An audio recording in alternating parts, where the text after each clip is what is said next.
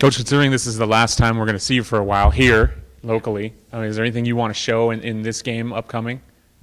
Yeah, really, what we got to do is keep developing an emphasis on not playing the opponent or the score or the time of year.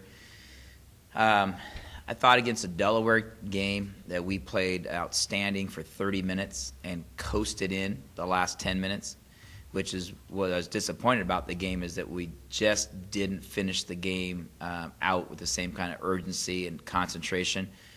I felt the same way at the Stanford, the Cal, and St. Mary's games this last weekend.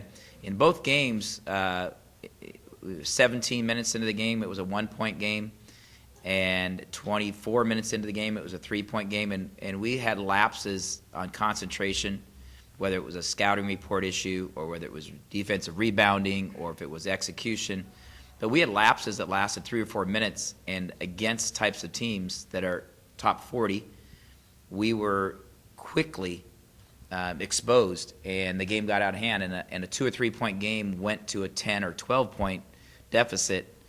We took a timeout, we changed lineups, tried to get their attention, and the games were both lost during those critical concentration points. So I don't think we're playing Menlo College on Saturday. We are going back to the old school of we need to concentrate on playing our best basketball, extending the amounts of time that we concentrate on trying to play great basketball. Yeah, what a coincidence. I was just going to ask about that kind of trend, because it seems like in your road games against some of the more high-profile teams, you've been very competitive until, like the maybe 15 to 25-minute mark. That's where the games seem to get out of hand for you guys. What does that say about your team that you're able to compete for that amount of time, and then what do you need to clean up, I guess, to stay in it the whole game? Well, you hit it right on the head, which is it says it's a glass is half full and the glass is half empty at the same time, because we're very optimistic that we can play with top 40 teams for 17 to 20 minutes. It's disappointing the glass is half empty because we haven't yet learned to sustain that level of play for 40 minutes. So, the reality for us is we have the personnel that can play at that level, but we have a lot of guys who've never played extended minutes, that haven't started in that position. They might have played minutes for us last year, produced in previous years, but not for a 25 or 30-minute period. Maybe it was a 15 or 20 or 25-minute period, but not a 25 to 30 to 35-minute period. So learning to develop that level of concentration is difficult.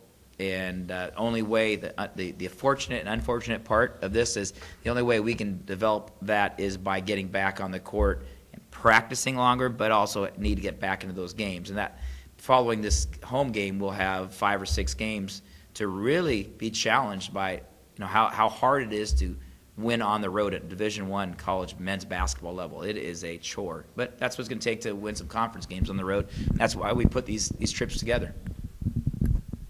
What do you know about Menlo? Well, actually, we have focused our energy so far at this point squarely on an improvement from Cal and St. Mary's. And assistant coach Reeves has got this scout. He just handed me the file, and I'll start looking at tapes tomorrow, as we're going to concentrate majority of our efforts on improving from last week and really focusing on us. And then we'll introduce the scouting report on Menlo, a little bit on Wednesday. They'll get some personnel stuff, and then Thursday and Friday we'll focus mostly on Menlo at that point. Do know from a brief meeting that they are a very young team with a lot of freshmen, but the freshmen that have stepped up right away. They played an exhibition game against Sac State, a Division I team that was at single digits. And so we know they have the capabilities with a couple of these freshmen that can step up and knock down shots. I believe somebody came off the bench and hit 6 or 7 threes. They have a freshman that's got a great job getting into the paint. So a team that's scary because young and excited for the opportunity to come in and play against a Division I program.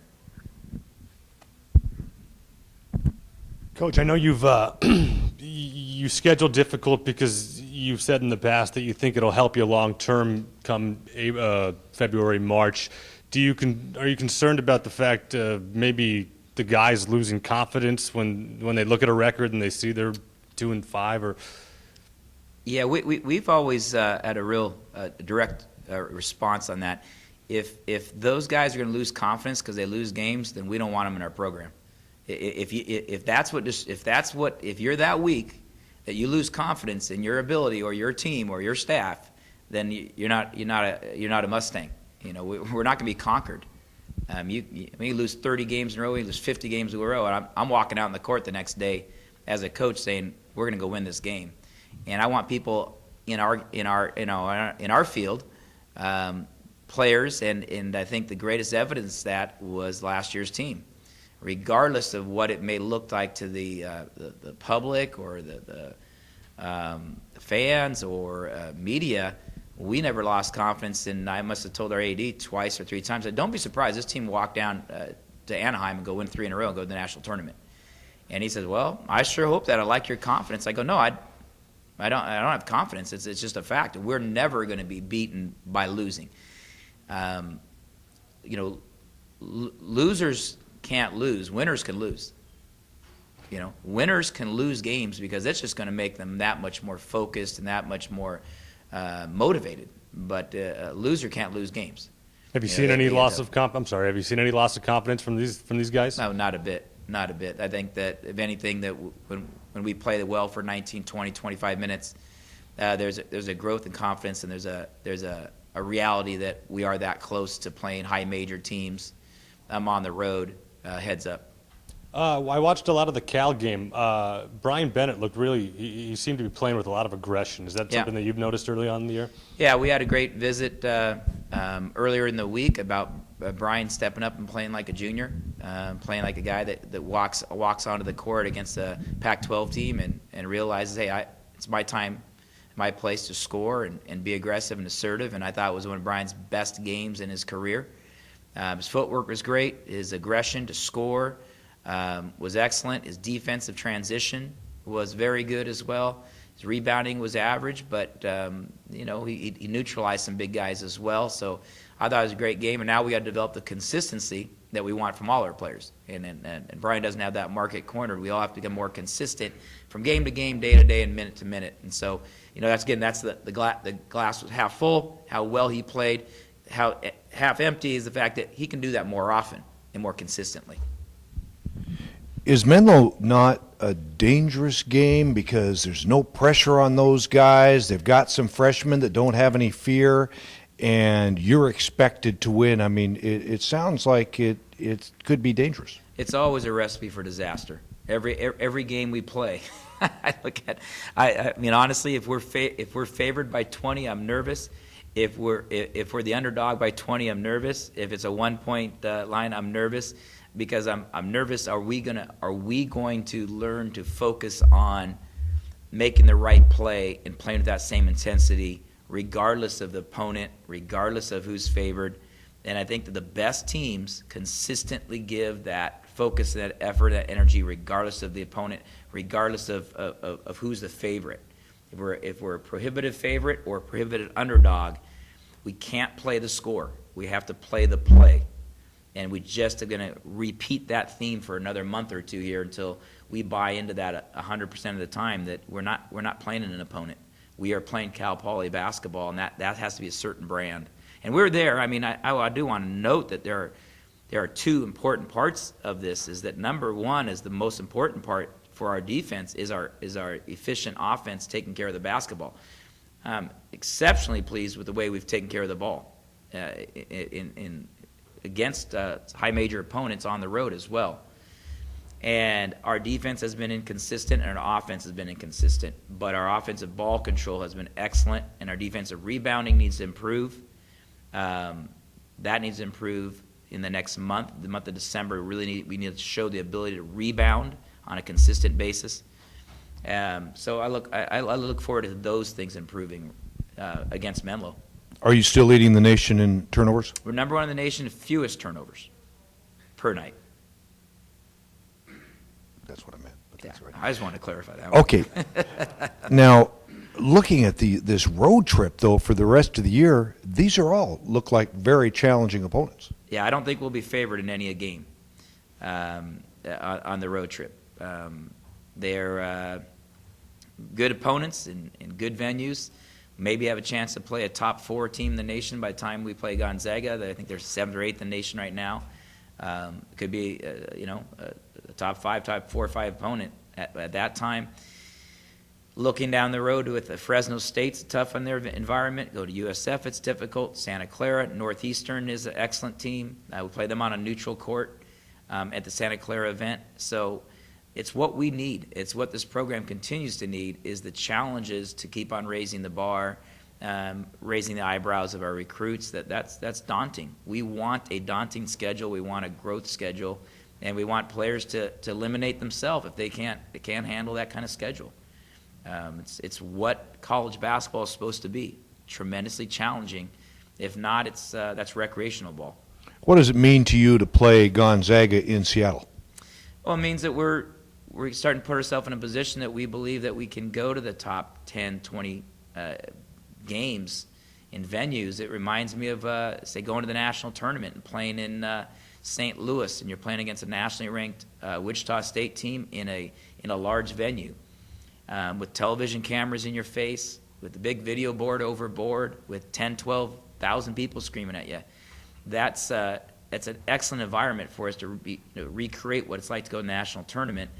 And that was even, we were looking at playing Gonzaga, but when the opportunity to go to the battle in Seattle, what they call it, in a metropolitan city, stay downtown, play in a major arena with major media coverage, it continues to put our program up a notch, and we sit up a little brighter and say, hey, we've got to continue to look at these type games. We've already committed next year.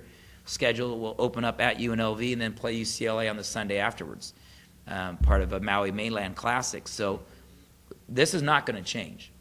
My career record doesn't benefit from this attempt at schedule every year, but I think our program continues to grow from opportunity side and confidence side. It says, this is what we want to do. To finish that up, just because I'm on camera, I want to note that this Friday we have great festivities that we are celebrating a team from 1994-95. The first Division I team is going to be here for a special dinner. We're going to acknowledge their contribution to Cal Poly basketball. And that team, it was a great story written on it. I think our local Tribune wrote a great story on the contributions that they made to Cal Poly basketball, being the first Division I team and only winning one game. And ironically, that one game was against Menlo College. And for those guys on that team to persevere through that season, have a great attitude, and launch us into a Division I era, we would not have gone to the NCAA tournament and the big dance. It wasn't for the first group of guys to jump off that and say, here we are. We're going to go play against the best players in college basketball with fewer resources and truly probably not a ton of high major Division I players. So we're honoring them on Friday night at dinner, and then they'll be honored at halftime at Saturday's game. And I think it's tremendous because we're also going to reveal a historical book on Cal Poly basketball that has 107 years of Cal Poly basketball on it, and it's called From the Dirt Courts to the Big Dance. And some of the early pictures are the first 10 years are outdoor photos of the team playing in front on a dirt court. So I think that's a tremendous, review of what we're trying to do, and now we're trying to take it another step. Getting back to the battle. How was that for a plug? That's excellent. You got another one? I'll let you ask a question. Getting back to the battle in Seattle, what does it mean to you personally? Because you coached in Seattle, you played in Washington State. How do you feel about going back there? Well, personally, I feel like I'm going to be a little lighter in my wallet because we get a few complimentary tickets, but I'm going to be buying a lot of tickets for family and friend. I get a request a day, it seems like, from another. I have a pretty big family, if you haven't read, and so just taking care of my immediate family will be somewhere around 50 plus tickets, and then friends and former coaches and volunteer coaches. There'll be a sizable check that I'll have to write to the ticket office to take care of a lot of these gifts, as we say to family and sponsors. But that's part of it, and that's the part I love about it. People come out and see us and support us. Same time, we recruit the Northwest well. And Zach Gordon's there from there. Also, we have Luke Meikle, who's transferred from Gonzaga to our program, and we're looking at other recruits in the Northwest. So we think this is important to the recruiting idea of who we play is critical to our recruitment of student athletes on the West Coast and the Midwest as well. Thanks, guys.